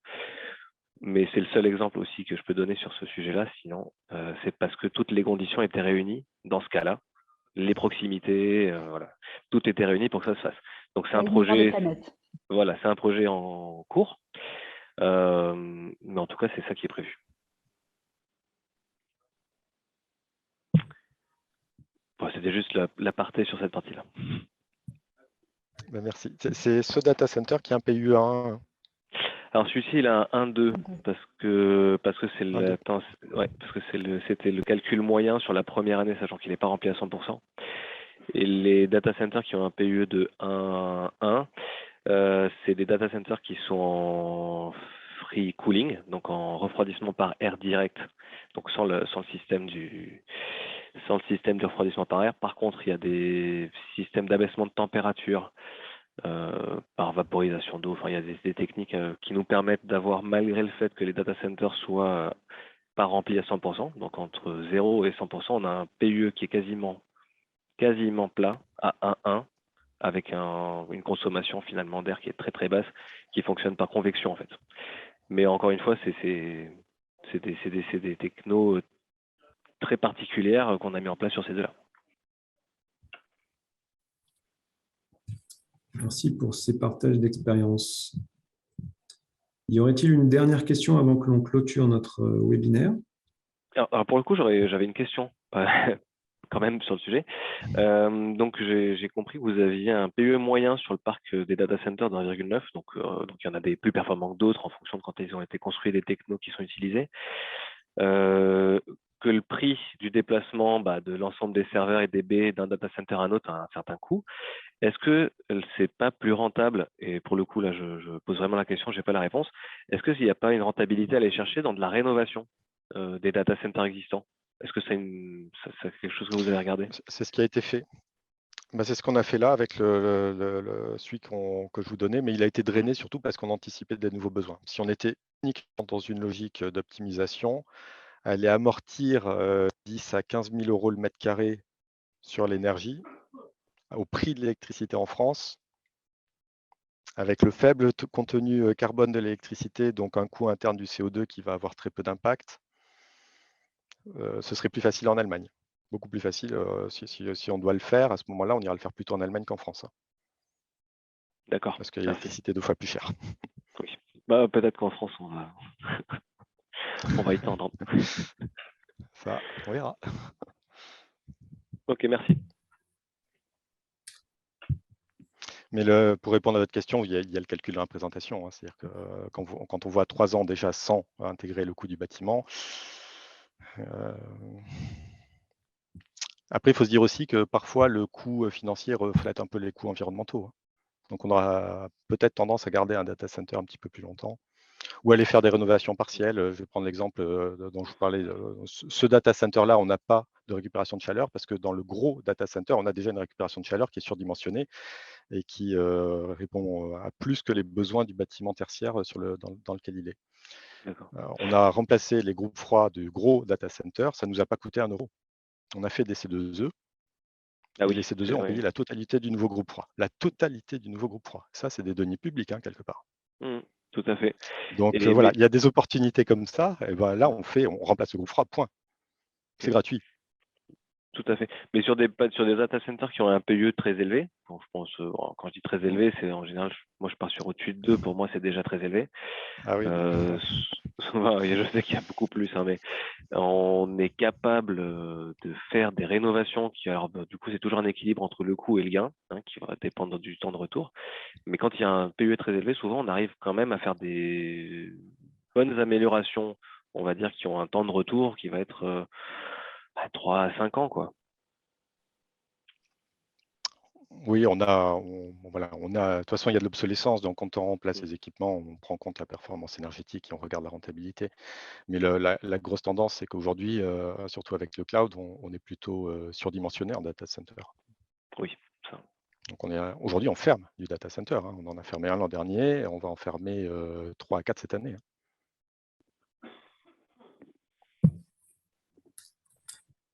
Avec des enjeux sociétaux. Merci Emmanuel pour votre présentation et pour votre esprit critique sur certains aspects, effectivement, qu'on peut parfois ignorer ou mettre de côté sur des transferts de pollution, par exemple, ou sur des aspects un peu plus marketing. En tout cas, le greenwashing peut parfois mériter d'être un petit peu creusé pour voir ce qui se passe derrière. On a terminé ce webinaire. Je tiens à remercier chaleureusement nos 4 intervenantes et intervenants qui ont exposé leurs différents points de vue sur ce sujet.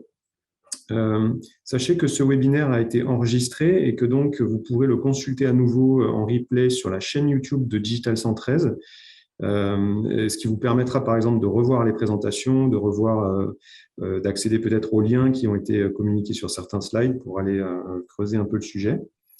Et je vous invite également, pour toute information, à aller vous documenter sur le site de Digital 113. Et enfin, à veiller à la date qui sera annoncée prochainement du Green IT Day 2022, qui aura lieu très probablement en octobre. Voilà, je vous remercie à nouveau. Et puis, je vous souhaite un bon appétit si vous n'avez pas encore mangé. Et à très bientôt.